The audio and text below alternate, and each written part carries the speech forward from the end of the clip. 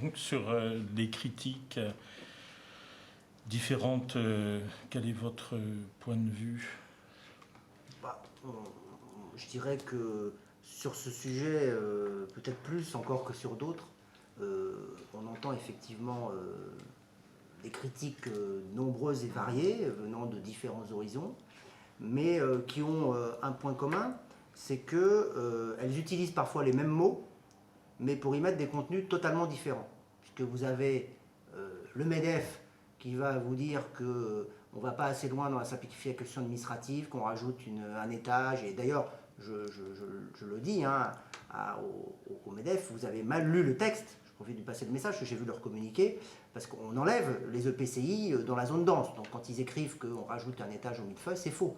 Mais l'idée, en gros, c'est de caricaturer le Grand Paris. J'entends aussi beaucoup d'expressions un peu effrayantes, je crois dans un film d'horreur, de monstres technocratiques, monstres bureaucratiques. Et ça, d'ailleurs, c'est assez amusant, parce que les mêmes mots sont employés tantôt par des gens plutôt du front de gauche, comme Raouzak, on va le citer, c'est pas grave.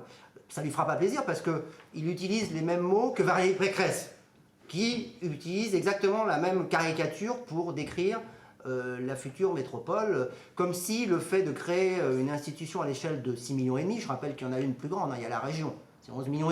Bon, personne ne dit à Jean-Paul Luchon qu'il chevauche un monstre bureaucratique et technocratique.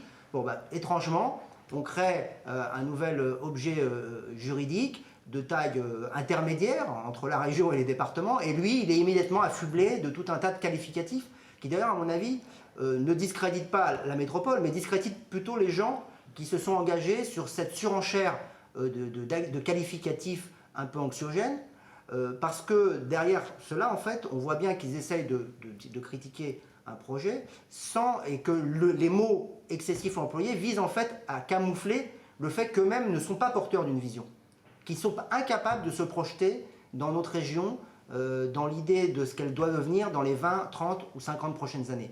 Et qu'au fond, moi j'accepte les critiques dans le débat démocratique, parce que quand on est élu, évidemment, le débat c'est l'essence de la démocratie. Mais je trouve que ça manque de crédibilité, de hauteur, et que j'invite vraiment les gens qui vont continuer à critiquer, et qui vont peut-être même employer des mots encore plus forts, à vraiment asseoir leur critique sur des arguments, et à expliquer en quoi le périmètre n'est pas pertinent. Donc à ce moment-là, il en faut peut-être un autre, mais lequel? Certains proposent la région, mais alors quid de la région? Ils proposent une métropole-région, mais sans forcément proposer la fin de la région. Donc il faut, à un moment donné, sortir de ces contradictions-là. Et si c'est un périmètre plus petit, ça veut dire qu'on revient à Paris intramuros, donc en fait on touche à rien.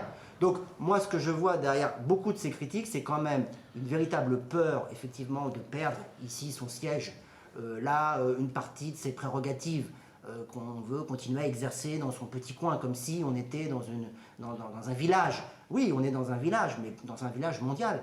Paris ne joue pas dans la cour, je dirais, d'une compétition entre clochers. Paris joue dans la cour de la compétition avec Londres, avec Tokyo, avec Francfort, avec New York, avec Shanghai. C'est dans cette cour-là qu'on est. Et moi, les arguments que j'entends, c'est des arguments de cours de récréation, où effectivement on a peur de se faire piquer ses billes d'ici, où on ne sait pas très bien quel bois va être fait l'avenir.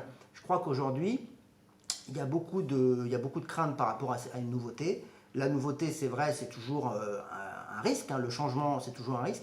Mais nous, effectivement, nous croyons dans cette métropole du Grand Paris, et nous croyons qu'elle est vraiment le chaînon manquant de la gouvernance dans cette région, dans cette agglomération.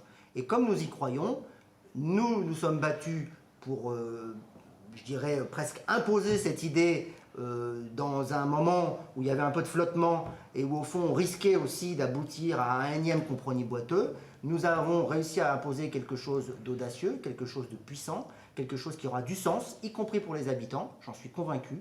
Et donc vraiment, j'appelle ceux qui seraient hésitants à basculer dans la croyance, dans la ferveur de cette métropole du Grand Paris, et à la construire avec nous. Et au-delà d'ailleurs des critiques de certaines représentations, j'ai cité le MEDEF, je dois dire que moi j'ai rencontré beaucoup d'entreprises, et beaucoup d'entreprises qui nous ont dit, qui d'ailleurs eux-mêmes se sont souvent organisés sur un schéma Grand Paris, qui ont devancé au fond l'institution.